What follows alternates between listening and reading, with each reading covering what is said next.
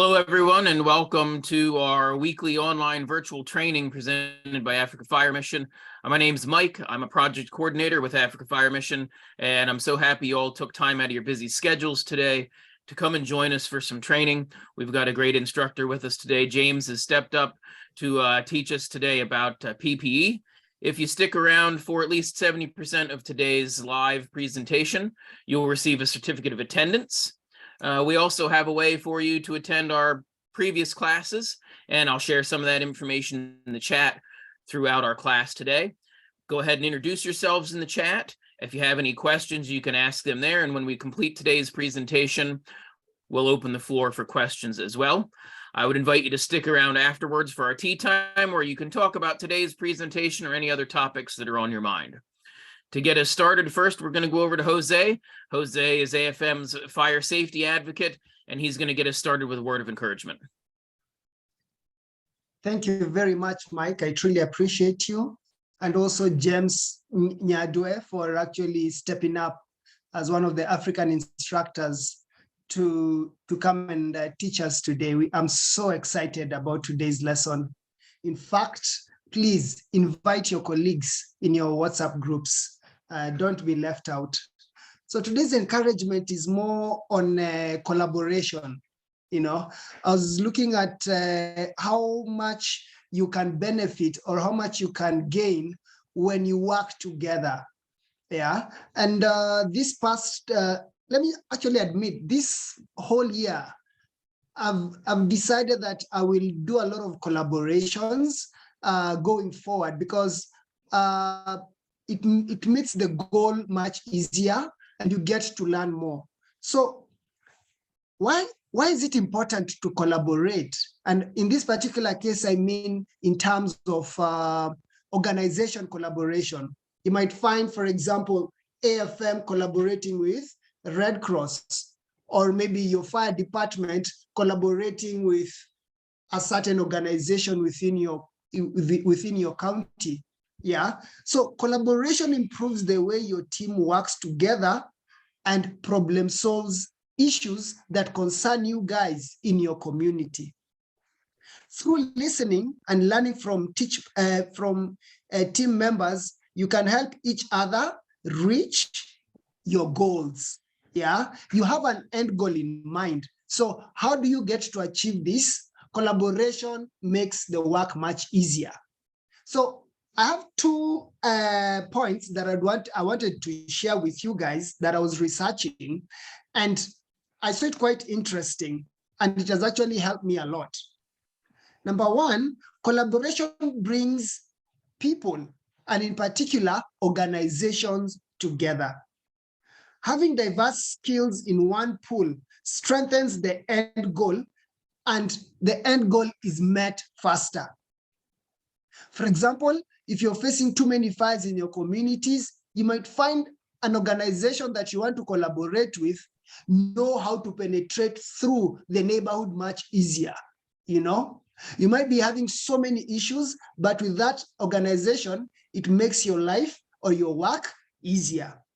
Number two, and the last one, collaboration helps people learn from each other. Yeah. Through asking for feedback after an event, you sit down and ask for feedback.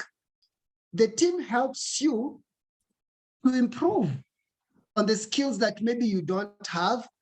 And then through that, you end up being better.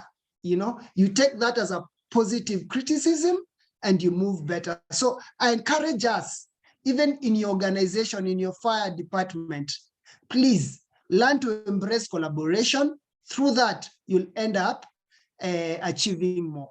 Thank you very much for listening. Back to you, Chief Mike. Thank you, Jose. We always appreciate the time and effort you put in for these words of encouragement. It's great. Thank you so much.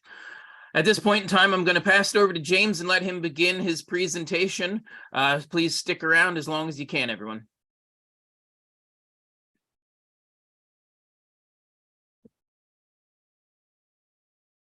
All right, thank you, Chief Mike. Thank you, Jose. Thank you, everybody else joining from whatever part of the world you may be in. Good morning, good afternoon, good evening, depending on where you are. Like Mike said and Jose, my name is James Nyadwe. Currently, I'm based under the AMISON United Nations program in Somalia, and that's where I'll be doing this training from. So what I'll just do is I'll go ahead and share the screen so we can get this on the road. Okay, so just let me know if you see the screen.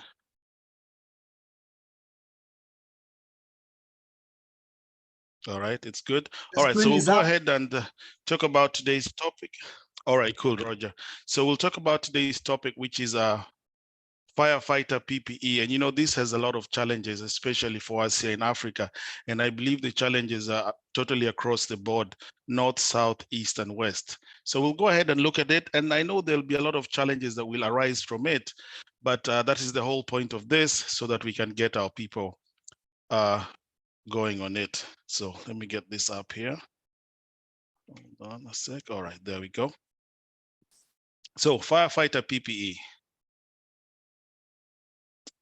Hang on a sec.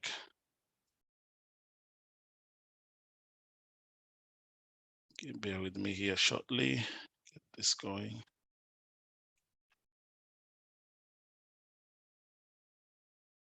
Okay, so we're going to look at what is firefighter PPE, why do firefighters wear PPE, what are the PPE requirements? Now, PPE is personal protective equipment, so we'll just use that acronym for now. Firefighter PPE checklist, we're going to look at the cost of firefighter gear, because this has also been a big issue, because we wonder why sometimes we're not able to acquire PPE when we need it. So we're going to look at a breakdown. I went and looked at a breakdown on some of the PPE items. So we'll see how the cost is and what we can do to help us in this situation.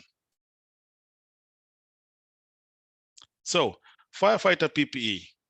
This is what keeps our firefighters safe and comfortable while they perform their jobs. Also, what this does, it's protective equipment that ensures that our firefighters are safe from the flaming fires. What it does also, as you see there, it protects our firefighters from getting injured. It also provides added protection against illnesses and also from the constant exposure to the blazing fires. This is a must-have for all the workers out there in the field, all the firemen out there in the field. It's commonly referred to as PPE. This is also equipment worn to minimize, as you say there, minimize the exposure to hazards that cause serious workplace injuries or illness. Now, your workplace would be defined as where you're going to the fires or whichever hazards that you go to. So some of these injuries or illnesses we may get could be a result of chemical, radiological, physical, electrical, mechanical, or other workplace hazards. What does the gear consist of? It has safety helmets, high-vis safety jackets, protective eye gear.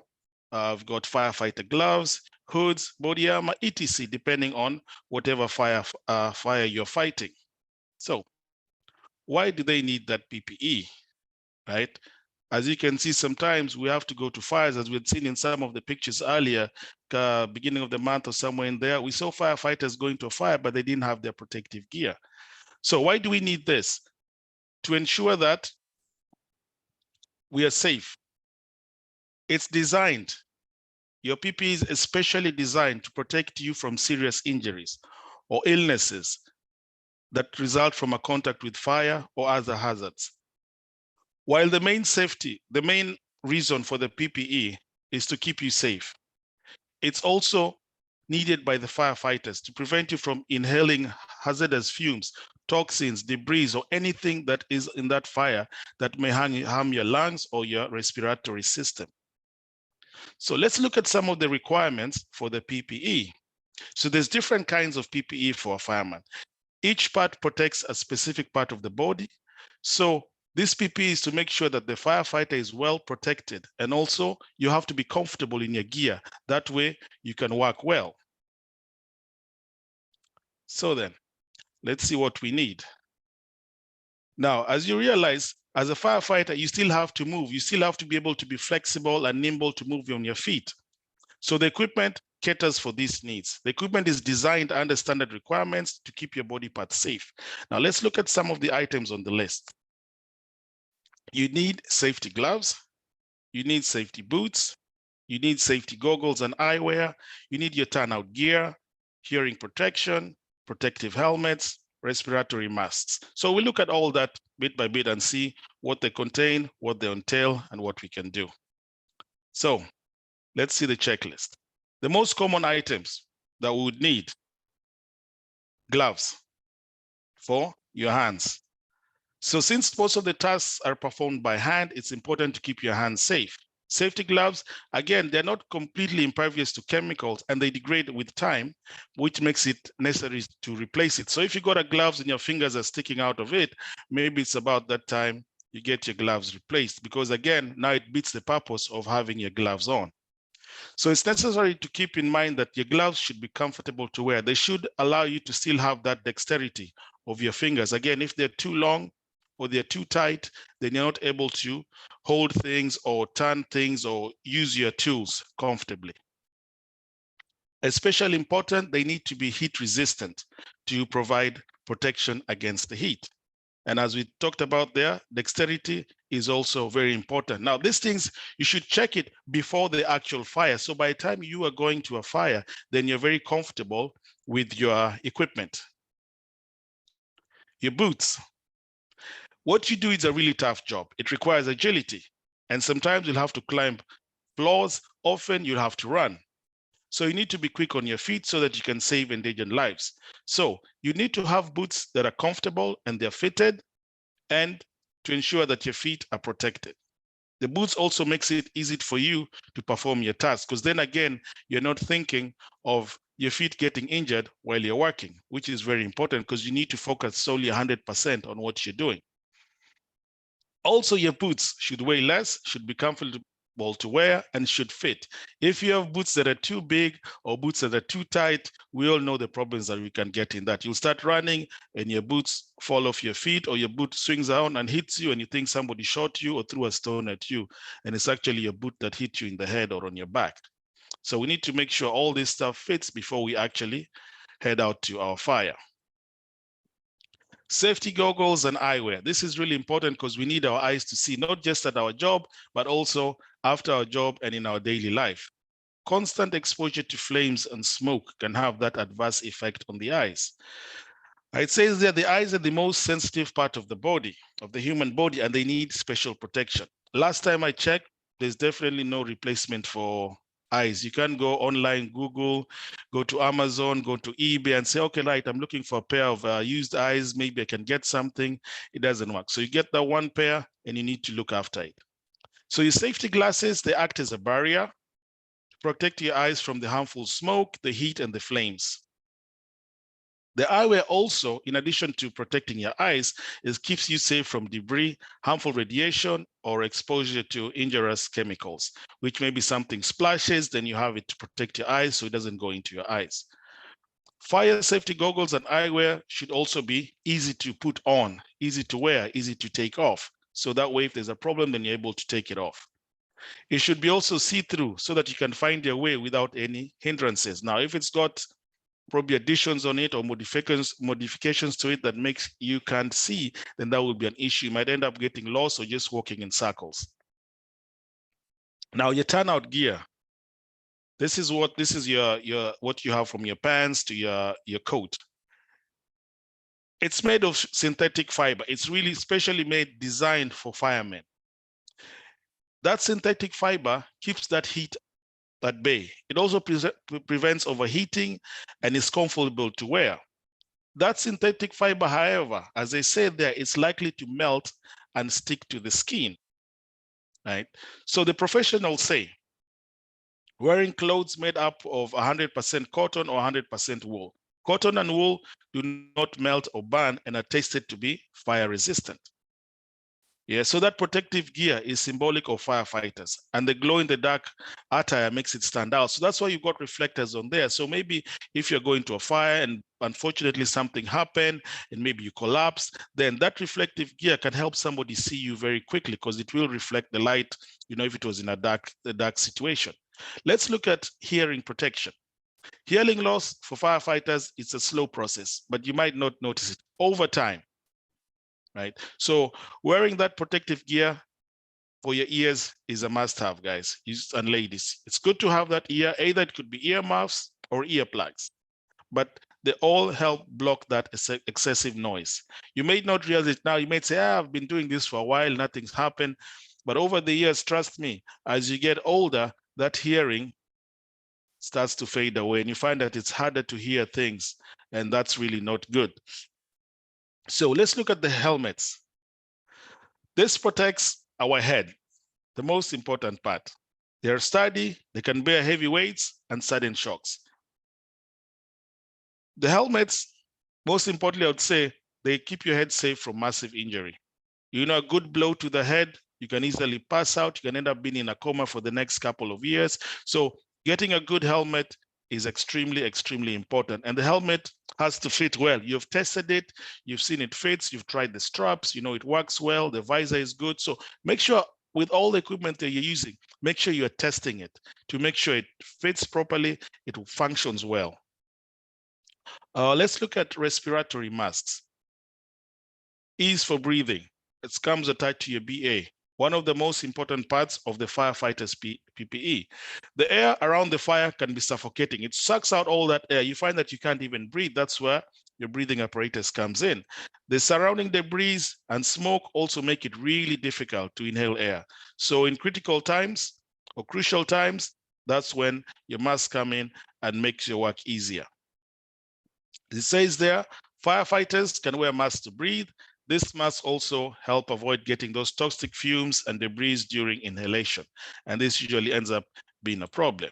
So I got this graphic over here so we can see some of the items that we would need, or the most basic items that we would need. Now, when I say basic, bear in mind, for us in Africa, some of this might not be basic because cost prohibitive, or maybe we just don't have enough, or maybe what we have in store is too old.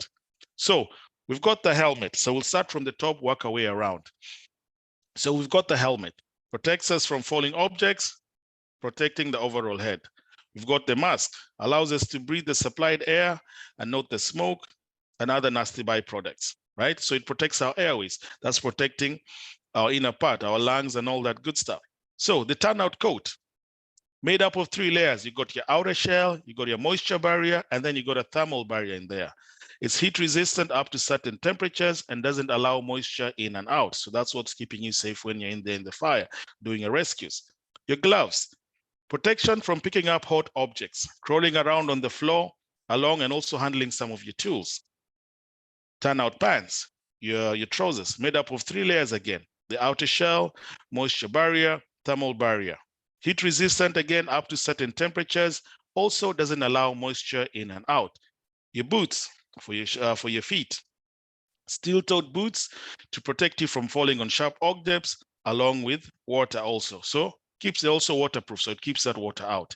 You turn around this side to the right, we've got the hood. That protects the lower part of our heads, our neck, and our face. So you got that hood on there, also keeping us safe. Then you have your self-contained breathing apparatus, your BA, your air supply, what keeps you going in when you find a place there's no air, it's too smoky, all that air has been sucked out by the fire. So this is just, as they would say, most common types of PPE a firefighter would need. Now for us, we may not have all this, but we should be looking towards getting all this to keep ourselves safe.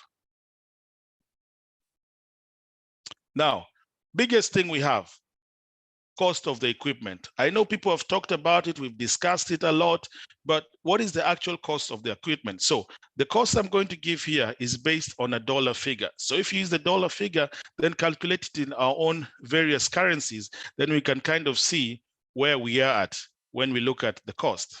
So I got about two different costings, so we see what things look at. So your helmet, what is going on his head? $350. Your hood, $100. Your mask, $300. Now, as I say this, calculate it in your own currency, see what kind of figure we're looking at. Your BA, $7,000. Your coat, $1,300. Your radio, $600. Your pager, $350. gloves, $80, pants, $1,000, boots, $350. So you're looking at a total here of $11,430. That is just for one fireman. So when you get that cost in mind and you see the cost of equipment and why this equipment is so expensive, because it's specialized equipment. It's not just any hat you can pick up or like a motorcycle helmet that you can buy anywhere or they sell in any store. This comes from specialized stores, so the cost will be quite expensive. So this is one quotation, $11,430. Now you do that times the number of firemen you have in your station or in your firehouse or in your locality, then you see how much that cost adds up. Another cost. So slightly different price. Now this again would depend on where you're buying your equipment from. Maybe some companies would sell it at higher prices, others would sell it at different prices, others would have a package, that sort of thing. So in this other one, we're looking at the helmet, $180. A face shield, $70. Suspenders, $52. Your turnout coat, $1,050. Gloves, $75. Then your beer here is $4,100. Additional gear, maybe you need a headlamp, $38. You need goggles, $50. You need a flashlight, $60. You need a radio, $300. If you're using wildland gear for fighting the forest fires, like now in Kenya, we're experiencing a lot of those forest fires, then you need, that gear costs $2,550. Personal safety alert system, $660, like a little radio that they have sitting up here on their chest. Turnout pants, $590. Boots, $170. So this kit here would cost $10,000. In Kenyan money, that's almost what, 100,000 Kenya shillings.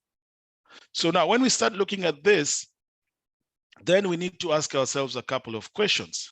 For us to be effective at our jobs, what can we do to lobby to get us to buy this equipment? Like I had said earlier, if you think about it, now I'm referring to Kenya, and the situation may be the same in other countries, but in Kenya, we have counties. The fire departments fall under these counties. Now, if you ask yourself, when there's a change of government, let's say a new governor comes in, they will buy new vehicles. Some of the vehicles they'll buy cost up to 15, 18 million Kenya shillings. That's over 100,000, over $10,000, or even more than that, way, way over that.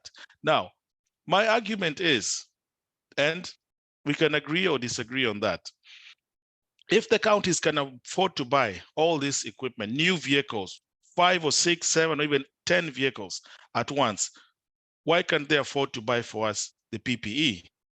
So it's something we can look at. Either we have to do it through lobbying to get them to understand why a firefighter cannot go into a fire wearing sneakers, a short, and a t-shirt.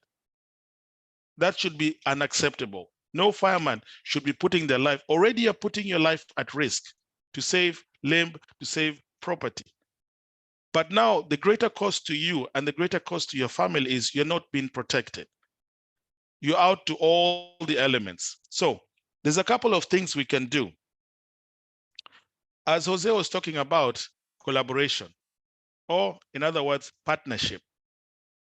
We can partnership with the local businesses. If we had a good enough proposal, this should differ even to the different countries. Now, this one could be Nigeria, this could be Ghana, this could be Zambia, Malawi, South Africa, or any other country. You partner with the local business because they are the customer you're serving. They are the ones that will have the big losses when their shop or factories burn down with nobody to come and help them. With a good public-private partnership or that sort of thing, you may be able to source funds to buy some of the pieces of equipment on there, what you really majorly need. There's some you can have, and there's some you may be able to kind of look at it and probably get it at a later stage. But what you need immediately, I would say, would be your turnout coat, turnout pants, and headgear, gloves, boots, right? So at least if we can source getting finance to buy these items, it would be really good, because sometimes the government is slow. By the time they start doing the procurement, they need this, they need that, it takes a while. But you know, as this process goes on, the fires are not stopping. The fires won't say, okay, let's wait for the firemen in Kisumu to get the equipment, then we'll start burning houses or doing whatever we do. Fires will always be there. So unfortunately, the general public always looks at you and assumes that you have everything you need to do your job. They don't understand the cost involved, what it takes to be a fireman out there. So we could have the partnerships with the local businesses. We could find NGOs who have a common interest and also source for funds that way. We could also look at the local government sources. We could lobby with our own local government, with our counties, with the people who are concerned. Lobby we could do it in a professional way. There's no need. If we make somebody realize why the equipment is really, really necessary, then I believe somebody who is level-minded and in the right frame of mind should be able to understand that this is the equipment needed. Just as they would equip the police, they'd equip the enforcement guys, they would need to give you equipment, right? But we have to do it in an organized way. We have to do it in a planned way. If one county does it in a certain way and it works, they could use that same blueprint, give it to the other counties so they could use the same method so that they can also get the equipment. Now, some equipment might be very expensive, like the compressors. Those are expensive, or buying the BAs, the breathing equipment. Now, my suggestion always would be like, if you had a compressor, one county had a compressor, and you had a good partnership with the neighboring county, you guys can share the compressor. You could help them by filling their tanks until they get to the place where they are able to afford their own compressor. But we share these things, we help each other so that if they have a problem, you guys are able even to go over there, help them with their fire and that sort of thing. Because it's a brotherhood. We're together in this, right?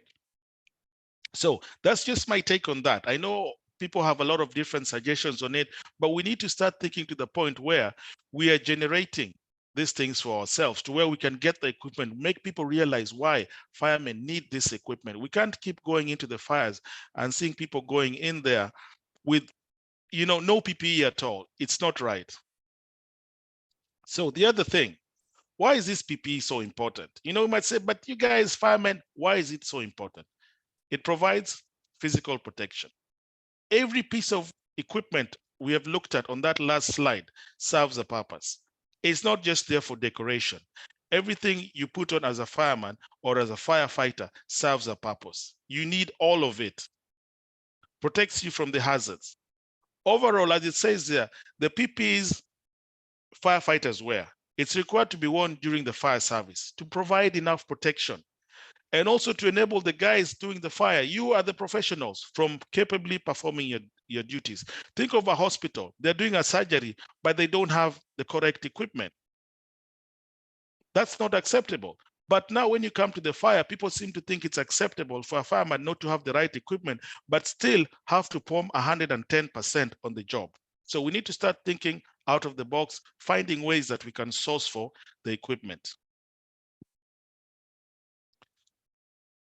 If we have the PPE, we also have this issue. I don't know about other countries, but Kenya, I know we have this issue. We have PPE that has been given or been bought by the county at one point or another, but the firemen, the firewomen are not using this equipment. The equipment is locked in a store. Gents, how would it be your brother, your sister is walking around filling their lungs with poison? We have the equipment to help this situation, but we keep it locked in the store, ready for a parade or ready for when we have special visitors. I would rather we use this equipment, use it to keep our people safe. Let's have those empty shelves in the store. Let someone come and ask you, why is your store empty? And you say, sir, madam, my store is empty because all the equipment that was here is what my firefighters are using. That's what's keeping them safe. That's why we're able to stop the fires when we can, because we have the right equipment. But now we need to have our stores replenished. If your store is full, there's no room to add any more things. The cockroaches, the rats are the ones enjoying your PPE. Rats are saying, wow, this is the best PPE I've ever eaten. And yet out there, our firefighters are lacking. People are dying because they're not getting the right equipment. This is the situation we are facing. We'll keep on burying firemen or firefighters every day because they are dying from the effects of not having proper PPE. So we'll contribute money, have them buried. We'll go back to square one. We go back to fighting fires without PPE. Somebody else dies. We'll talk about it. We go and bury them. My suggestion is empty shelves versus filled coffins. Let's use what we have available in our stores to equip our fellow brothers and sisters and keep them safe as they battle the hazards that come with fire. As a firefighter in Africa, you already have enough issues to deal with, that some of those issues shouldn't be about PPE. You should have your PPE. You're going to the fires. You're not even equipped to fight the fire. The local population turn on you. They might end up even killing you. They don't even recognize you as a firefighter. They think firefighters are not professional. But can you blame them? You show up in a tracksuit and gumboots and a baseball shirt or a baseball hat, and you're fighting the fire. They won't take you seriously. It's like a doctor shows up to an operating room and he's wearing slippers, he's got a beach short, sunglasses, and a vest. You'd probably say, no, I don't want this guy to operate me. I want to find a serious doctor. So as firemen or firefighters, we need to start seriously thinking about what we can do to keep ourselves safe and to make sure we get PPE. We need to lobby our leaders. We need to talk to our local population. We need to even look outside the borders. We can even talk to companies that manufacture this PPE and ask if they may be able to help. All they can tell us is no, but at least we would have asked and known that this avenue is not possible. Then we need to use another avenue. But I believe if we all work together on this, then we can be able to come to a solution. Then in our own fire departments, guys, ladies, if you know your store is full of equipment and you're out there, you don't have equipment, then I think you guys as a firehouse need to sit down and talk about that situation. There's no point having the equipment there on decoration, and when you're going out to fire, you're not protected. You'd rather not go out to the fire because you're slowly killing yourself. And remember, at the end of the day, you are the breadwinner for your family. When you die or when you pass away, it is your family that suffers. That vehicle can be replaced, but to you, your family, you cannot be replaced. If you had people that you're supporting, all these people are going to suffer. So let us start thinking of our lives. Let us start thinking of our fellow brothers, our fellow sisters. So when we talk about firefighting in Africa, we'll be talking about a professional outfit, an outfit that is respected, yeah, an outfit that is given space to talk, space to communicate, because you're taken as professionals, right? So that is my spiel on the situation. And in summary, we look at some of the stuff that we've looked at. We've looked at what is firefighter PPE, why do firefighters wear PPE, what are the PPE requirements, firefighter PPE checklist, and the cost of firefighters gear. So gentlemen and ladies, thank you very much for your time. Thank you for listening to me. And I hope that we can at least start a discussion and get some good results on our PPE. Thanks a lot, Jose. Thank you very much, James, for a great presentation. To keep the discussion going a little bit, I'd like to maybe discuss, and with your input, James and Jose, the first thing to talk about, you mentioned the cost of the equipment, and at today's exchange rates, if a quick look, that 10,000 US dollars is about 1.25 million Kenyan shillings. So yes, when things are cost prohibitive like this, what can we do in the meantime? So in your presentation, James, you were talking about those materials that you can wear that are fire resistive, materials like wool or cotton, natural fibers. So if you don't have the equipment available to you, something that we always emphasize is to utilize your local resources. So what sort of local resources do you have available that you can utilize in the meantime, while behind the scenes you're advocating for this gear? When firefighting first began here in the US, for many years, you would wear what we would call a 3/4 boot, a heavy rubber boot that comes up to the middle of your thigh, a hip boot or a hip waders, and you'd wear a long cotton duck coat that went down and covered the top of the boots. Is that the ideal thing for a firefighter to wear these days? Absolutely not. But if those are the only types of resources that you have available locally, it's much better than wearing some sort of synthetic shirt. This shirt that I'm wearing here, while it looks nice, it's made out of petroleum products. It's a synthetic material. So this is going to melt right to my skin if I'm wearing something like this. So we need to look and see, what types of equipment or what can we use as a substitute while we're waiting to get that proper equipment. The other topic that's important is, do we need to wear that full set of PPE on every type of call? The full set of PPE that we discussed there is ideally used as your structural firefighting when you're entering into a building fire. But those aren't the only types of responses that we go to. So, for instance, if we're called for a water rescue, is it appropriate for us to wear that PPE for a water rescue? It would actually be dangerous for us to wear that heavy turnout gear, those heavy coats and those heavy pants. If we were to enter the water wearing that equipment, it's quickly going to get waterlogged. It's going to pull us down. It's going to pull us under the water. So it's pretty dangerous. So there is not a time that we would wear that gear. That's not appropriate to wear it then. A trend that's been happening here in the US is for responding to motor vehicle accidents. Instead of wearing our heavy turnout gear that can get hot, that can lead to heat exhaustion and overworking, some departments are moving to wearing a material that's still fire resistive and is cut resistant with a Kevlar type material, but in a thin type of overall that covers you and protects you from those cut hazards and things like that, but doesn't weigh you down with all that extra thermal protection that may not be needed. So is there an option locally where you can find some sort of a fire resistive overall that you can wear? I know Jose uses those when he goes out and does his community work.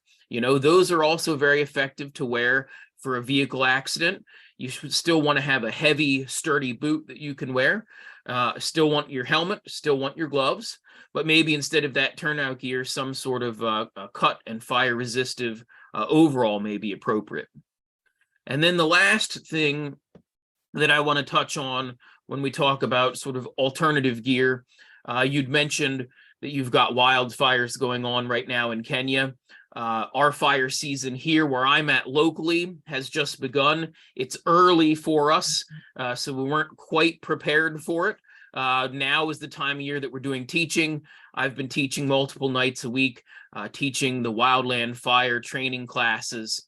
So this is really on my mind, and that's very important that we're not wearing that full PPE when we try to fight that wildland fire or that bush fire, as you might call it locally. It's very dangerous to wear those heavy boots and that heavy gear. Here, when our groups we have groups that strictly work on wildland firefighting, when we interact with the structural firefighting brigades, if their personnel show up wearing that full PPE, the helmet, the turnout coat, and the pants, we'll ask them to move off of the fire. We don't want them operating in that heavy gear on our fire. It puts them more at risk than it protects them. Sometimes there's that idea that you should be wearing a breathing apparatus anytime you're dealing with smoke. And once again, wearing a breathing apparatus at a wildland fire or a bush fire is absolutely not recommended.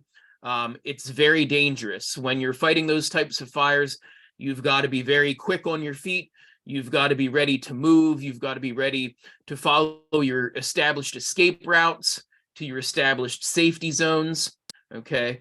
And wearing that heavy breathing apparatus on your back, that's not a good idea. So we want to make sure as we train in these classes and we emphasize wearing your appropriate PPE, we also need to emphasize when it's appropriate to wear all of that and when it's appropriate to take that maybe down a level. Those are just a couple of extra points that I wanted to cover. James, Jose, if you guys have anything else to add, by all means, go ahead. And then we'll move into a few questions. I see we have at least one person with their hand raised here. Maybe we could open it up to guys who have their thoughts or comments. We had Mike Surupen, and next we can have Oliver Kavulavo. So Mike Surupen, go ahead, sir. You can unmute and then give your comment or your question, brother.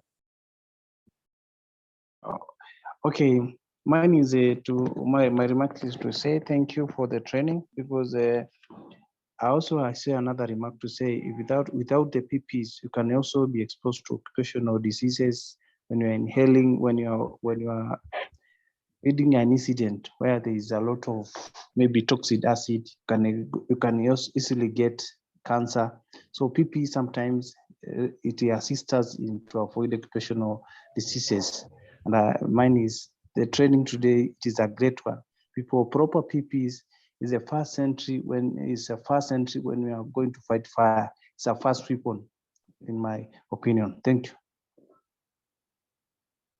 Thank you, Mike.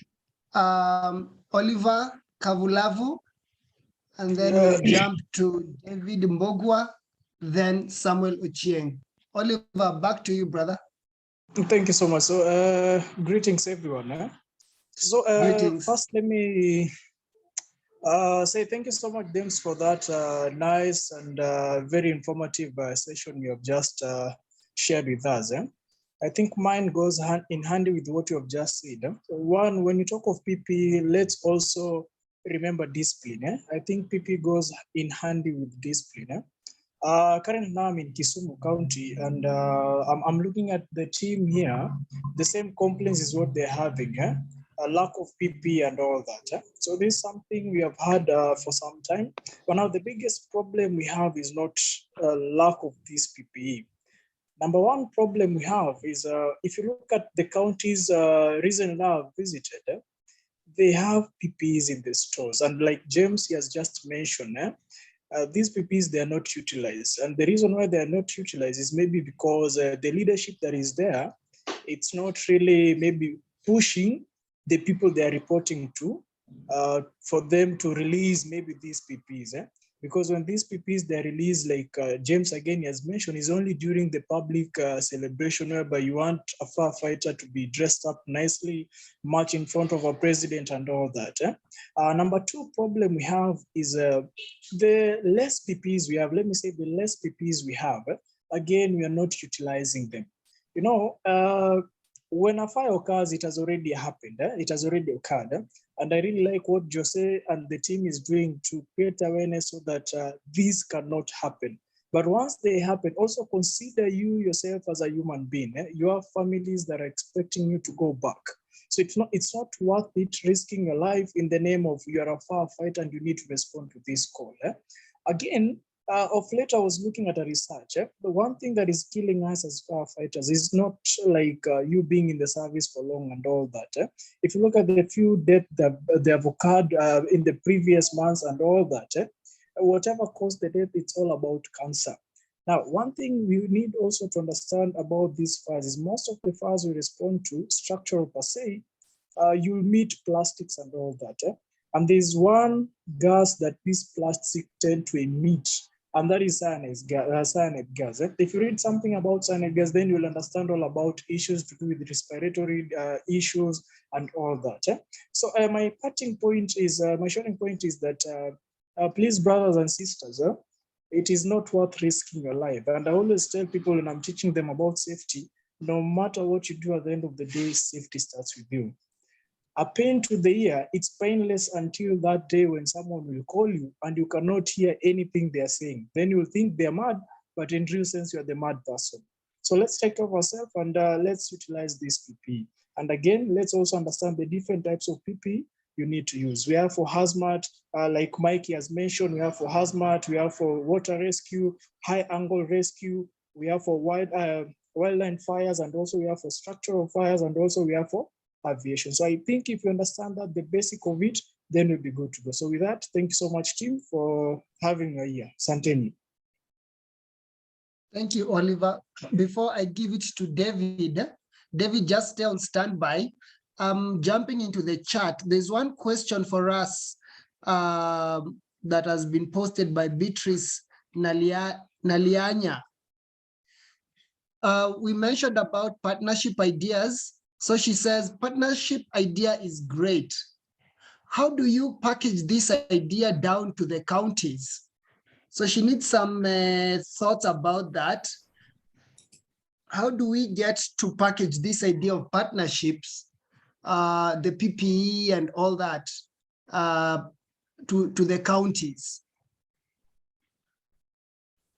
Maybe Jose, if I can respond to that, maybe, and then someone can add. Yeah, go ahead, brother. How can we partner with counties? One, like James has mentioned, fire departments, they belong to the county. I think what we need to do is to create a channel of communication. And for my senior fire officers who are with us, I think the problem also I've realized is communication is an issue. So I think through the department level, now us as firefighters in our fire departments, we rarely have these sit downs. We rarely have talks amongst ourselves and all that. If we can start having talks among ourselves and involving also our senior officers in the department, with the expectation that they will also channel that to their senior officers above them, then I think that is where we can start. Number two, as fire departments, we normally have, like what Jose you have been doing.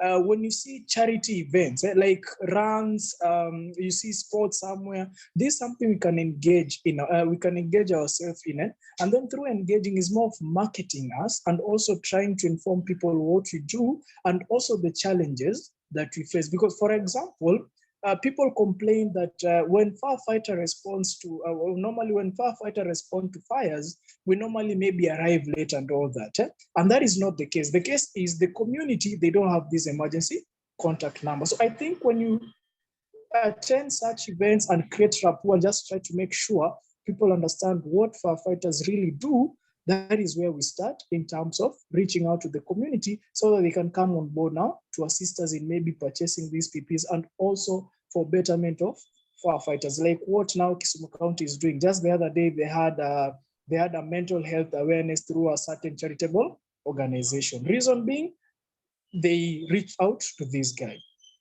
So thank you so much. Oh, thank you, brother. Thank you so much. Richard, David Mbugua. David Mbugua. Where is he one? David, where Hello, you are, brother? Oh, hello. there you are. Yeah, Hello. Thank you very much. Yeah, first, I would like to add on the PPEs. They are very important. And another issue, I think whenever we acquire these cars, the fire engines, they normally come with maybe 10 pairs. After 2 years, we use them, they are off. We normally don't get others. And I would like to appreciate Kiambu County. They once did help us with some, but they were old, but they still worked. Secondly, James is seen to be very conversant about the counties and the fire department. So I would like to tell Jose, thank you very much for having somebody like James Nyadwe, and we are looking forward to getting more information about the fire department, and also the entire Africa will be safe. Thank you very much. Thank you, David. Really important. We appreciate your comments. Samuel Ochieng, then we can hit it to Richard Gichina. Samuel Ochieng, go ahead, brother. Thank you, Jose, for for this kind of topic and engagement. James is my best friend and also a mentor. I had one PPE, he gave me one PPE with both. So thank you so much. About PPEs is kind of a struggle that we as firefighters, we are really struggling to having. Yes, I know the counties, we have to find an advocacy. And I think maybe the C4 can help us, the Chief Fire Officers Association can now go to counties to help us, because we realize as firemen, we are the one going to the fire, and we are the people who have this kind of problems. But how can we fight ourselves up there, but the person who is maybe in charge of us, or maybe the person who is supposed to look for our well-being is not caring? That's the reason why I'm really insisting the leadership of the chiefs, the leadership of maybe the Canfiba, and also the leadership up there that can approach counties in that kind of lane can really help us. Like us, even coming to the trainings is kind of difficult for us, because we can't fight for, we can't talk, we can't reach the county before passing through them. So I really like the advocacy that should be made by the Chief Fire Officers Associations, and also the Canfiba. I think we can start from there. This advocacy, we'll say them, we'll do them. The first sensitization will do it perfectly, but the PPEs is the great thing that we are really lacking so much. Currently, I have one firefighter, whereas because we have been having several firefighters since Monday, every 3 fires in a day. That's in Kisumu. We are not, there's no time to rest. There's no time that we are given off. So it's kind of a challenge to us. We don't have the breathing up. We have so many breathing apparatus, more than 20 breathing apparatus, but we don't have compressor to refill the BAs. So this is a challenge. Maybe the C4 can take us, maybe give us a way on how we can approach this kind of issue reaching our counties, because I think maybe fast firemen is kind of difficult. Then the issue of inter-counties, I think other counties have so many BAs and other counties doesn't have. Can that kind of relationship and also partnership can also be really engaged? I've heard about Kiambu assisting other counties, and I really appreciate what they are doing. And I think other countries should also embrace that. If you know that you can donate or give the overalls, maybe the gumboots, it can really assist. Currently, some of our firemen, only 5 as the complete the PPEs, but they are old. Some are torn, but we have to go with them to the fire so that it can protect us from the exposure of the hazardous gases. Then I really thank you for this kind of topics. They are really engaging us. When we had the cancer awareness training, we used to have our PPEs in domes, but now we have a policy that we have a rule in our firehouse that there should be no PPEs that are in our firehouse that may expose us to that kind of clothes. So it's a good thing that we are having this kind of discussion. Thank you so much. That's a great point that you make there, and it ties in with the question that we have there in the chat asking, how do we wash the PPE? Is there a special machine to wash them? There is a special machine that they make, a washing machine that's designed for turnout gear, is called an extractor. But they're very expensive. In my own fire department here, we just use a regular washing machine. Preferably, if you can get a commercial washing machine, they can stand up to, it's hard on a washing machine to wash that heavy gear. When you wash your gear, whether you have a machine or whether you have to wash it by hand, you'll separate the inner layer which contains your moisture barrier and your thermal barrier. You'll separate that from the outer shell, and you'll wash those separately. That helps to limit contamination between the two. You wash those separately. You want to dry those out. Be cautious about letting them dry in the direct sunlight, because as we know, the sunlight degrades everything as it sits out in the sun. And then to Samuel's point, there's a new trend in firefighting where you have these clean zones. And when your gear gets dirty, that dirty gear doesn't go back into the cab of the fire truck. It doesn't go into the living areas at the fire station. It doesn't go into the eating areas of the fire station. And that's very difficult to implement.